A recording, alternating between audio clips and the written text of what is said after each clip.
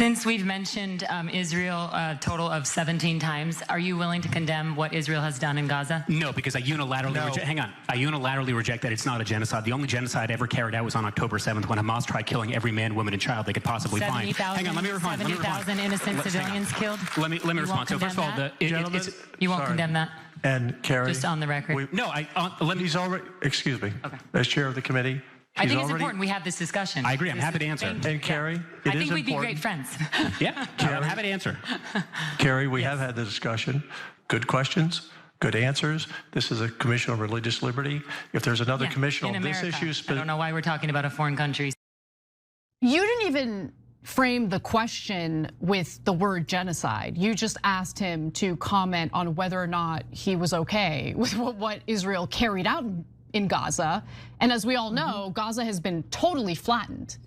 Okay, tens of thousands of innocent people slaughtered. Number is very likely higher than that. They're not allowing international journalists into the Gaza Strip so they can do reporting on the ground. We just have to take Israel's word for it when it comes to information on what's happening there. What was going through your mind as you heard Shabbos argue that what happened on October 7th was a genocide, but what Israel has carried out in Gaza is not? Yeah, I was really trying to just stay calm and stay on the facts. And I was wanting my questions answered. That's why I asked a lot of questions. And all I said was, you know, there's over 70,000 innocent Palestinians that have been slaughtered. What do you have to say about that? And he's like, no, it's not a genocide. It's not a genocide. Okay, so you think that October 7th was a genocide, but killing 70,000 innocent Palestinians wasn't a genocide? It doesn't make any sense. And his argument, I mean, you could see how nervous he was. I mean, I feel so bad. He was talking so fast, he couldn't even, you know, and then he was telling the guy next to him to be quiet, and then Dan had to interject. It was just a circus. It was completely chaotic.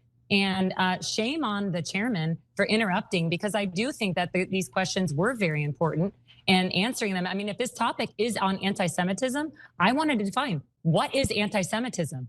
And I brought up the IHRA definition, which is deeply concerning as a Christian, that certain parts of the Bible are considered anti-Semitic speech. And I read the verses in the Bible that says the Jews killed Jesus. So if someone says that, what are you gonna do? Arrest them? Put them in jail? I mean, where does this lead to, you guys? This is very dangerous. This is serious. They had an intervention meeting before the hearing went on, and Dan Patrick was panicking, and you know, Ben Carson was there and Paula White, and they were like, we don't know what Kerry's gonna say. And they sat me down and they're like, you better not, you know, disrupt this meeting. And I'm like, well, are we gonna talk about Israel? Because if you talk about Israel, I'm gonna talk about